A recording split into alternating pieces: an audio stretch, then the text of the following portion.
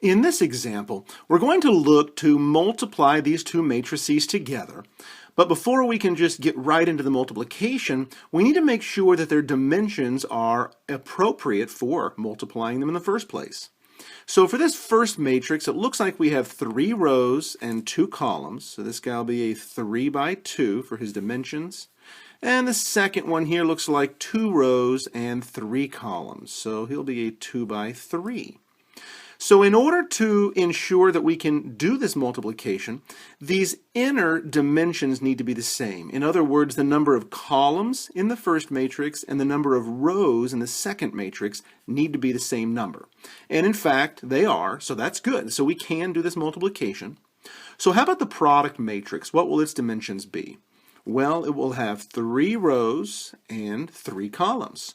So our product matrix will be a 3 by 3 matrix when we're done with this multiplication. Okay, well, how can we do this multiplication? Well, I'm going to do this algorithm where I rewrite this first matrix. I'm going to take the second one and I'm going to raise him up a bit so we can put the product matrix in such a way where it's going to be a really good visual representation of what's going on.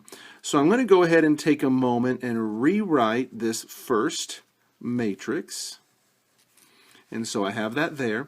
And then I'm going to rewrite the second one, but I'm going to raise it up a little bit like this. And then I'm going to put plenty of horizontal space here so we can show all the work that we're about to do.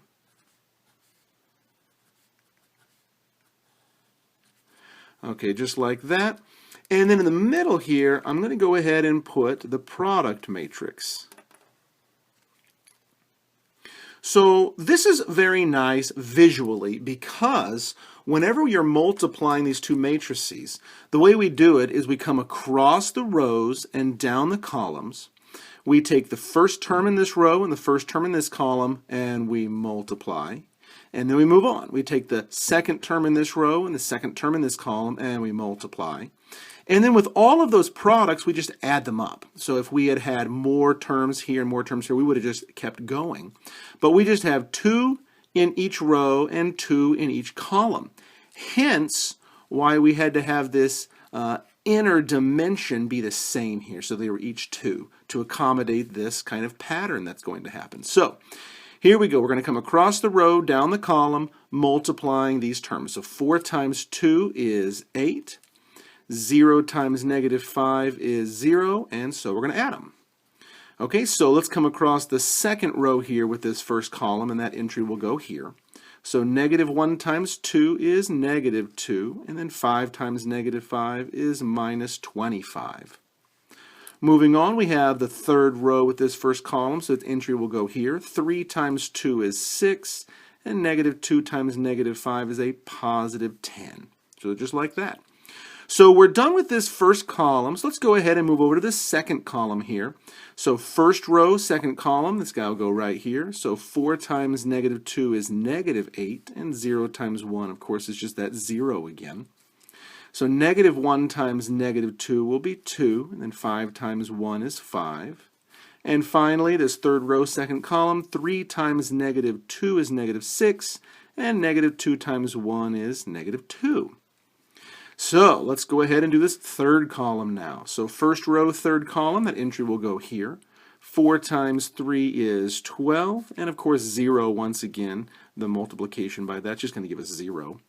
So second row, negative 1 times 3 is negative 3. 5 times negative 4 is negative 20. And last one, last row, last column. 3 times 3 is 9, and negative 2 times negative 4 is positive 8. So now it looks like I am ready to go for my product matrix. I know this product matrix is going to be a 3 by 3. We stated that earlier. Then we noticed there were 3 rows and 3 columns. So when we did this, it was a 3 by 3. So let's go ahead and finish this up by doing all these additions. So 8 plus 0, well, that's just 8. Negative 2 and negative 25 will be negative 27. And 6 and 10 is 16. So second column, negative 8 and 0 will be negative 8. 2 and 5 is 7. Negative 6 and negative 2 is another negative 8. Final column, 12 and 0 is 12. That'll be negative 23, and that guy will be 17. So here we go for our product matrix. So what we had to begin with was this 3 by 2, multiplying it by this 2 by 3. We ensured that the matrix multiplication was defined, and the product matrix we found was going to be 3 by 3. We set up our algorithm. We went across the row down the column, multiplying consecutive terms, and we added them all up. And when we did that, here's what we had.